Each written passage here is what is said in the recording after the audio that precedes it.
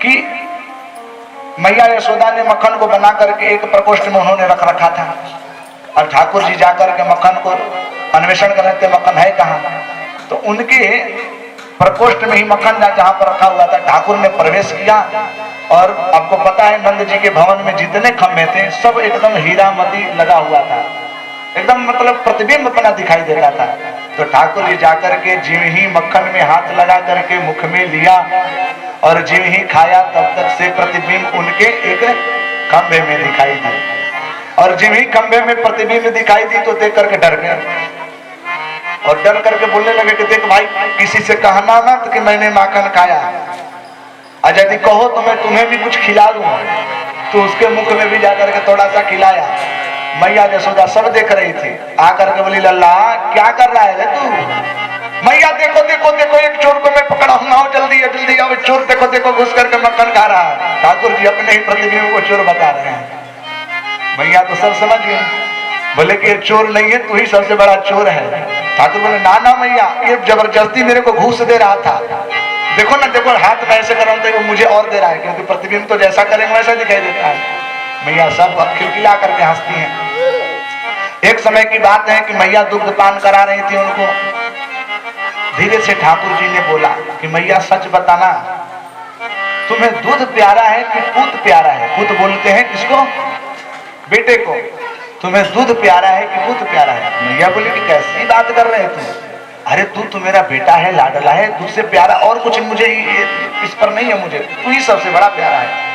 ऐसे ही बातें कर रहे थे, तब तक से इनका ध्यान चला गया दूध पर। वहीं पर दूध बैठा करके चूल्हे पर रख रहे थे और दूध उफान कर रहा था। ही ठाकुर को छोड़ करके दूध को पकड़ने के लिए चली गई।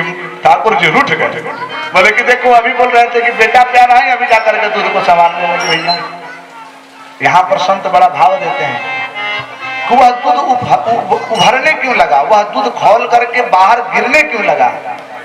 अरे भैया वह अपना जो दूध था ना, वो अपने जीवन को धिक्कार रहा था, धिक्कृत कर रहा था कि अरे धन्य है वो मैया और धन्य है वह गैया जिनका भगवान दूध पान कर रहे हैं।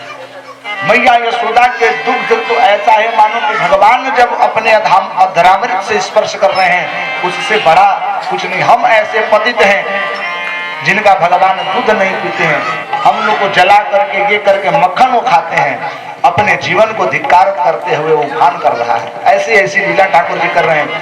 ठाकुर जी नाराज होकर के जाकर के माखन के मटका हुआ था इधर दही भांड, जाकर के उन्होंने फोड़ डाला।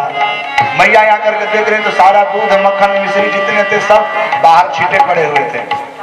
मैया यशोदा ने आकर के डांट लगाया कि ठाकुर तू बहुत नटखट हो गया है, अब तुझे लग रहा है कि बंधन करना पड़ेगा। तो ठाकुर जी ने उखल बंधन यहाँ पर किया, बांध रहे हैं मैया उखल में, ठाकुर बंध नहीं रहे हैं। भगवान को भक्ति से बंधते हैं। भगवान को आप ज्ञान से, भगवान को नाना प्रकार के उपासना से भी यदि आप पकड़ना चाहेंगे तो भगवान उतने पकड़ में नहीं आते जितने की भक्ति से आएंगे। क्योंकि अहैतुक्य प्रतिहता ययात्मा संप्रसिद्धति, भगवान भक्ति से प्रसन्न होते हैं। वो भी भक्ति कैसी होनी चाहिए, तो अहैतु की भक्ति, किसी भी प्रकार की कामना, किसी भी प्रकार की वासना आपके मन में न हो, ऐसी भक्ति होनी चाहिए, तब भगवान आपके पकड़ में आने वाले हैं। मैया जब भक्ति में सराबोर हुई हैं, रुदन करने लगी हैं, तो ठाकुर जी आनंद से बंध गए हैं और बंद करके उनके ही आंगन में यमल और यमलार्जुन नामक दो वृक्ष थे, भगवान उन वृक्षों का भी उद्धार किया। बोलिए नंदलाल की जय। जब यमन और अर्जुन में से जो दिव्य पुरुष जब निकले तो भगवान के चरणों में प्रणाम करके अपने जीवन को धन्य करने लगे कि हे प्रभु, मैं तो शापित हुआ था, हम सब ने सांप को ग्रहण कर रखे थे और इस स्थावर योनि में पड़े हुए थे, कोई हमें पूछ नहीं रहा था। ठाकुर आज मुझे लग रहा है कि उन ऋषियों ने हमें श्राप न दे करके अपितु उन्होंने आशीर्वाद दिया था, जो आज हम सब नित्य प्रतिदिन आपका दर्शन किया करते थे। बड़ा सुंदर स्तुति उन्होंने किया। वाणी गुणानु कथने श्रवण कथायाम, हे प्रभु ये जो हमारी वाणी है आपके गुणानुवाद केवल सतत करते रहे, ये जो कर्ण है आपके रसामृत का पान करते रहे, यही तो जीवन का परम लाभ है। भगवान ने जब इस मनुष्य तन को दिया है तो क्यों दिया है?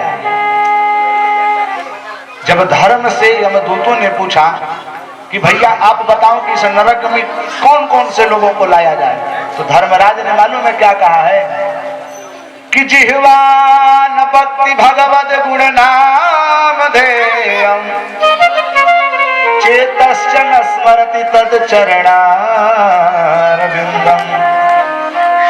कि जिह्वान भक्ति भगवद गुण नाम धेयम् चेतश्च न स्मरति तद चरणारविंदम्। जो व्यक्ति जिह्वा को रसना को पाकर के भगवान का नाम नहीं लिया है, इतना बड़ा सर को पाकर के भगवान के चरणों में झुकाया न हो, दो दो कान पाकर के भगवान के कथामृत का रसा स्वाद न का, ताना नयध्वमसतो कृत विष्णु कृत्यान, उन्हीं को खींच करके लाओ और इस नरक में डाल दो। इसीलिए हमारे पूज्य श्री महाराज जी कहा करते हैं, बरस रही प्रभु की कृपा अपार। भगवान की कृपा तो सदैव दृष्टि होती ही रहती है, लेकिन हमें पात्रता नहीं मिलती है। पात्रता क्या है भगवान के भक्ति पाने की? बस यही पात्र है। पात्र उसको कहते हैं जिसमें किसी वस्तु का आधान किया जाए, रखा जाए। भैया कर्णों के द्वारा भगवान के लीलामृत को रखा जाता है, आंखों के माध्यम से भगवान का चित्र, भगवान का चरित्र, भगवान का दर्शन किया जाता है। आइए किस प्रकार से पूज्य श्री महाराज जी क्या करते हैं। बरस रहे प्रभु की कृपा, बरस रहे प्रभु की कृपा, बरस रहे प्रभु की कृपा, बरस रहे प्रभु की कृपा, बरस रहे प्रभु की कृपा, बरस रहे प्रभु की कृपा, बरस रहे प्रभु की कृपा। प्रभु सब में प्रभु से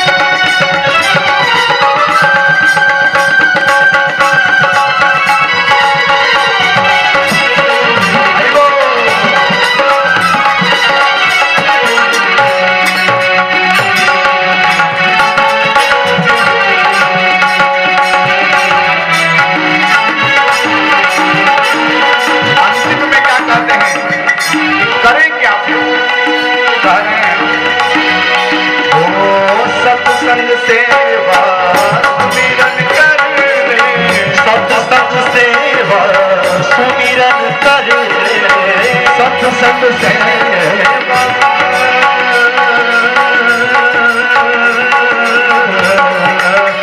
सत्संग सेवा सुमिरन कर ले, सत्संग सेवा सुमिरन कर ले, श्रद्धा भक्ति से झोली भर ले, श्रद्धा भक्ति से झोली भर ले, श्रद्धा भक्ति से झोली भर ले, श्रद्धा भक्ति से झोली भर ले। और क्या कर रहे हैं? ये गीता का ज्ञान है, यह गंगा जल है, ये ज्ञानामृत रूपी नीर सरिता प्रवाहित हो रही है, स्नान करना पड़ेगा। ओ गीता ज्ञान की गंगा नहा ले, गीता ज्ञान की गंगा नहा ले, गीता ज्ञान की गंगा नहा ले, गीता ज्ञान की गंगा नहा ले, सद्गुरु कहे बरस रही प्रभु की कृपा पार, बरस रही प्रभु की कृपा पार, बरस रही प्रभु की कृपा पार, बरस रही प्रभु की कृपा, बरस रही प्रभु की कृपा पार, बरस रही प्रभु की कृपा पार, प्रभु सब में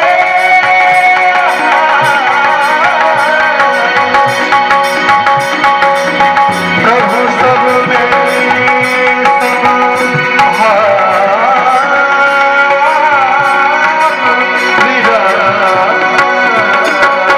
में, प्रभु सब में, प्रभु सब में, प्रभु सब में सब भाव विराजे, प्रभु सब में सब भाव विराजे, सबका करे उधार, बरस रही प्रभु की हरि बोल, बरस रही प्रभु की कृपा, बरस रही प्रभु की कृपा, बरस रही प्रभु की कृपा।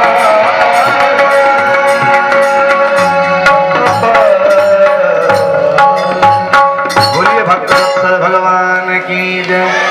महाराज, अपनी इंद्रियों की सार्थकता ही इसमें है कि संपूर्ण इंद्रियों के द्वारा भगवान के चरणों की पराभक्ति करें।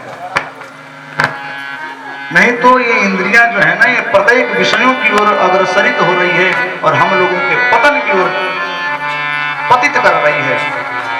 जब भगवान जब भगवान श्री नरसिंह भगवान जी थे, जब प्रहलाद से कहे कि बाबू तू कुछ चाहता है क्या, तो प्रहलाद ने कहा कि प्रभु मुझे कुछ नहीं चाहिए, यदि राशि समय कामा वरदाम वरद ऋषभः, हे प्रभु हमें कुछ नहीं चाहिए। तो एक संत का भाव है, कहते हैं कि प्रहलाद से हिरण्यकश्यप में भगवान श्री नरसिंह ने कहा कि देख भैया, तेरा तो पिता मर गया और इस राजा, ये जो राज्य है, इस राज्य की राजकुमार अभी तुम बने हो और किंचित क्षण में तुम राजगद्दी पर आरूढ़ हो गए। और भैया, राजा वही बन सकता है जिसकी रानी हो कोई। तो हम चाहते हैं कि तुम्हारी शादी कर दी जाए, तुम्हारा विवाह कर दिया जाए। तो मालूम है प्रहलाद ने क्या कहा कि